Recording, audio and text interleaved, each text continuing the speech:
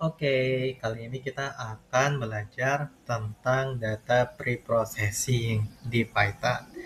Jadi, materi yang akan kita pelajari atau table of content-nya adalah pertama kita akan melihat contoh data. Kemudian kita akan mempersiapkan data. Ya, contoh datanya nanti kita akan lihat data matrix, data dokumen, dan data heatmap. Kemudian untuk mempersiapkan data, kita akan melihat outlier, menghandle missing value, menghandle data duplikat, melakukan data transformasi, dan juga data smoothing. Yap. Pertama, kita akan install beberapa package yang diperlukan. Di antaranya Pandas, scikit-learn untuk kita akan coba lihat dataset yang tersedia di package scikit-learn. Kemudian Seaborn dan Matplotlib akan kita pakai untuk memplot sebuah chart diagram ya. Kemudian Pillow nanti kita akan pakai hanya untuk menampilkan gambar saja. Oke. Kemudian kita pergi ke data yang pertama, data matrix.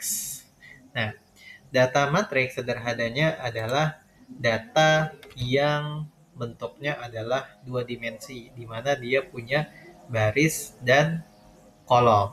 Nah, jadi sederhananya bentuknya seperti tabel, ya. Contohnya adalah data iris.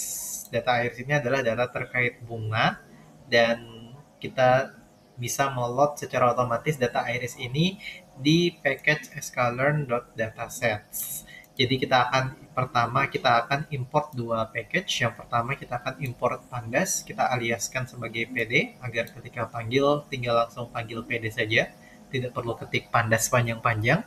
Kemudian yang kedua kita akan import load iris. Ini adalah fungsi untuk melot dataset iris. Kemudian fungsinya kita simpan di suatu variabel yang namanya data agar mudah kita panggil nanti. Nah, kemudian kita buat dua variabel X dan Y. X adalah untuk menyimpan datanya, sementara Y adalah untuk menyimpan label dari data iris kita. Nah, nilai X dan Y akan kita bungkus di dalam sebuah pandas data frame agar lebih mudah kita tampilkan di notebook kita ini.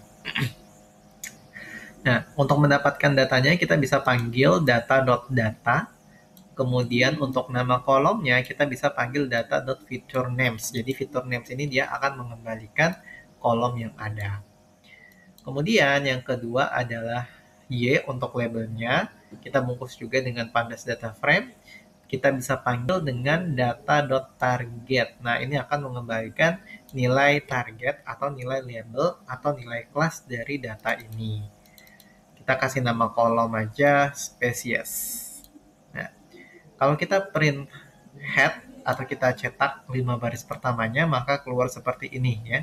Ada 5 baris dan ada 4 kolom. Kolomnya adalah sepal length, sepal width, petal length, dan petal width. Nanti kita akan lihat contohnya sepal dan petal ini seperti apa. Oke.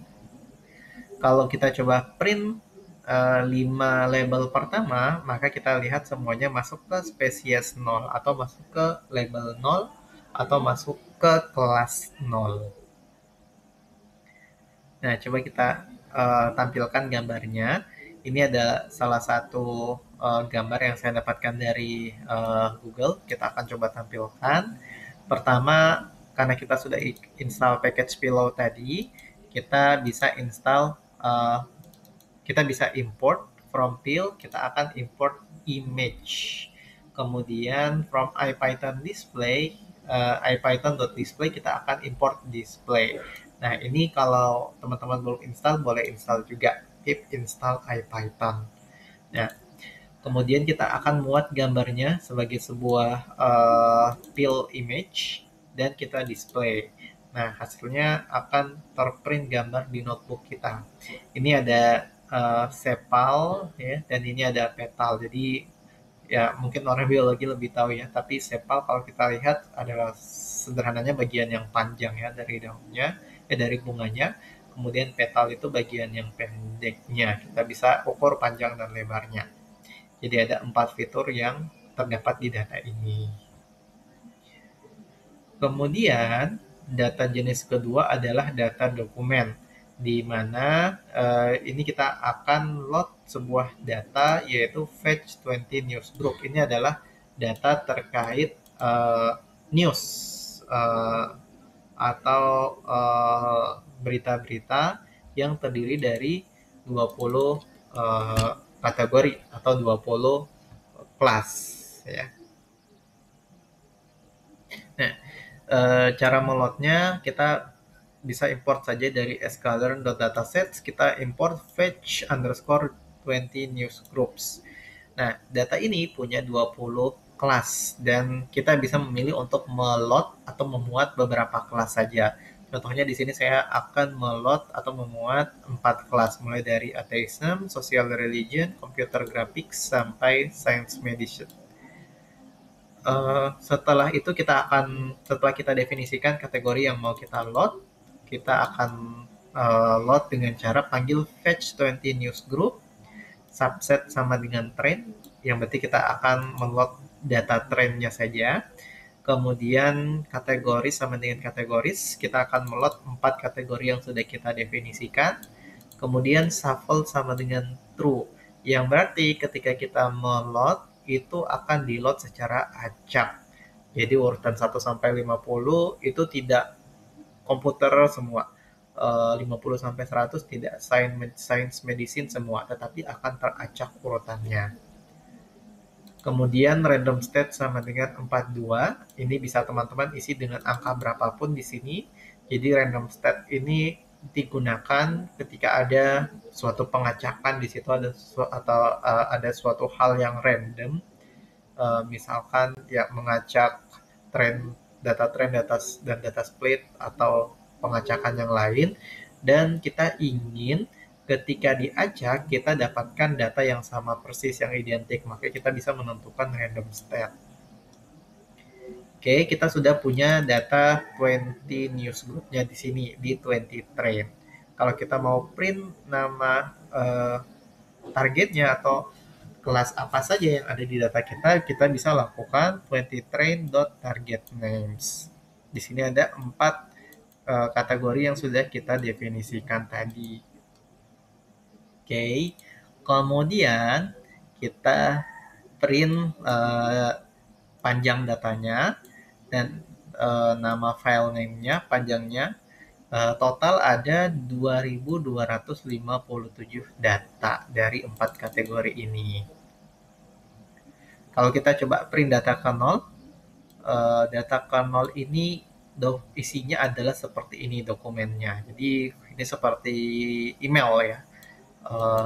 Dan kalau kita lihat targetnya atau labelnya adalah komputer grafis. Kalau kita baca memang ini adalah terkait komputer grafis. Jadi ini terkait printer ya sepertinya. Oke. Oh, bukan printer tapi terkait image ya. Oke. Kalau kita mau lihat 10 label pertama, maka kita bisa print di sebuah loop ya. Jadi 20 train.target ini dia akan mengembalikan sebuah iterable yang bisa kita looping. Nah, kemudian kita print, hasilnya adalah seperti ini. Jadi tidak sama seperti yang Iris tadi ya, 1 sampai 5 semuanya label ke 0, tapi ini lebih acak ya. Nah, sebelum diproses oleh si model, dataset yang bentuknya teks ini kan tidak dipahami oleh si model, sehingga kita harus ubah teks ini menjadi sebuah fitur yang bisa dipahami oleh model yang akan kita pakai. Salah satu fitur yang bisa digunakan adalah count factorizer.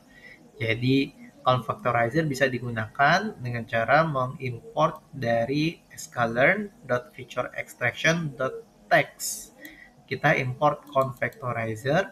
Kemudian di sini kita akan bikin objek dari kelas count factorizer ini. Setelah itu, untuk membuat atau merubah teks tadi menjadi fitur count factorizer, kita bisa panggil fungsi dari objek count fact ini dengan mengirimkan data set kita atau data yang teksnya kita tadi. Kalau kita print shape-nya atau bentuknya, kita lihat ada 2257 baris ya, sama seperti data kita tadi, dan 35788 kolom. Nah, 35788 ini adalah angka-angka yang merepresentasikan setiap teks yang ada di sini. Oke, kemudian selanjutnya kita akan melihat data heat map. Nah, jadi data heat map itu sama seperti mirip seperti data matrix tadi, itu adalah data yang bentuknya dua dimensi, tetapi perbedaannya data set heat map yang dua dimensi ini bisa kita representasi dengan berbagai macam value. Jadi lebih banyak nilai-nilai yang bisa direpresentasikan, bahkan terkadang bisa direpresentasikan menggunakan warna. Nah, salah satu contohnya adalah data Boston. Jadi ini adalah data terkait harga rumah di Boston ya, Amerika. Kita bisa panggil fungsi load Boston. Kemudian kita simpan dalam nama variabel Boston. Kalau kita print feature names, kita bisa lihat. Jadi kalau teman-teman jalankan bisa jadi ada warning kayak gini ya. Nah, ini warningnya dia hanya menyatakan bahwa data ini dia punya ethical problem dan tidak disarankan untuk digunakan untuk kepentingan umum ya. Jadi hanya disarankan untuk kepentingan pembelajaran saja. Nah, kalau kita lihat di sini ada banyak kolom ya yang merepresentasikan target atau fitur yang dipunyai oleh si data Boston ini. Nah, kalau kita bungkus si datanya di dalam sebuah pandas data frame dan kita kasih nama kolom, kemudian kita print 5 data pertamanya, hasilnya seperti ini. Bentuknya tabel dan kolomnya ini ya kebanyakan singkatannya dan isinya angka-angka. Nah, dan angka-angka ini dia merepresentasikan harga rumah yang dijual di daerah tersebut yang ada di dalam kolom target. Jadi tadi kita panggil Boston.data. Kalau kita panggil Boston.target, ini akan mengembalikan harga rumah di daerah tersebut berdasarkan ya data-data atau properties atau nilai-nilai yang dipunyai. Nah, kemudian kita bisa plot harga-harga rumah yang ada di dataset kita. Harganya ini dalam $1.000. Jadi misalkan ini harga rumah yang 20, berarti 20 kali 1.000. Harga rumah yang sekitaran $20.000 itu ada sekitar ya 150-an lebih rumah dengan harga tersebut. Kemudian, karena semua fitur tadi sifatnya angka, jadi kita bisa lakukan scatter plot atau kita bisa membuat plot berupa titik-titik. Nah, untuk membuat plot harga rumah dengan seluruh fitur yang kita punya, kita bisa lakukan looping. Jadi, kita akan looping dan kita akan enumerate untuk kasih nomor indeks saja ya. Kemudian kita akan dapat fitur name-nya. Nah, kita akan bikin sebuah figur yang ukurannya 5x4. Kemudian kita akan kasih data harga rumah di sumbu Y, dan di sumbu X-nya itu adalah harga, jadi nilai fiturnya itu ada di sumbu X, kemudian harga rumahnya ada di sumbu Y. Kemudian kita kasih label price untuk sebelah kirinya, vertikalnya. Kemudian untuk X-nya atau horizontalnya kita kasih nama fiturnya. Kemudian kita lakukan plt show. PLT show hasilnya adalah plot dari setiap fitur terhadap harga rumahnya. Kalau kita lihat seperti ini. Jadi bisa kita lihat korelasinya ya. Kalau edge-nya semakin ke semakin tinggi, itu ada yang harganya juga semakin tinggi. Tapi ada yang tapi kebanyakan semakin tua edge-nya atau umurnya harganya semakin ke bawah. Kalau kita lihat ya ada banyak ya fitur-fiturnya. Oke. Kemudian ke bawah lagi. Nah, eh, kita juga bisa menampilkan correlation matrix dari dataset ini. Kita akan coba load ulang, kemudian kita import pandas, kita import package matplotlib, dan kita import seaborn. Nah, jadi seaborn ini salah satu package yang penting juga, yang sangat berguna untuk memudahkan kita dalam melakukan data visualisasi di Python. Oke, kita load datanya sama seperti di awal. Kemudian kita bungkus datanya di sebuah pandas data frame, ya, tetap sama. Kemudian sebuah objek dari pandas data frame itu dia punya satu fungsi yang namanya core, yang berarti correlation. Kemudian ada berbagai macam parameternya. Salah satunya adalah round-nya ini. Kemudian setelah kita dapatkan correlation matrix-nya, kita akan bungkus dengan menggunakan seaborn heat map. Jadi heat map-nya ini akan jadi yang akan kita tampilkan adalah heat map dari si correlation-nya ini. Dengan color map-nya adalah seperti ini. Jadi YL yellow, GN green, BU blue. Oke, kemudian PLT show kita tampilkan. Hasilnya adalah seperti ini. Ini adalah grafik hubungan antara setiap fitur satu sama lain. Jadi kalau kita lihat di sini ada warnanya, yang berarti semakin gelap warnanya berarti semakin erat hubungan antara setiap fitur tersebut. Oke, di video selanjutnya kita akan langsung belajar terkait mempersiapkan data.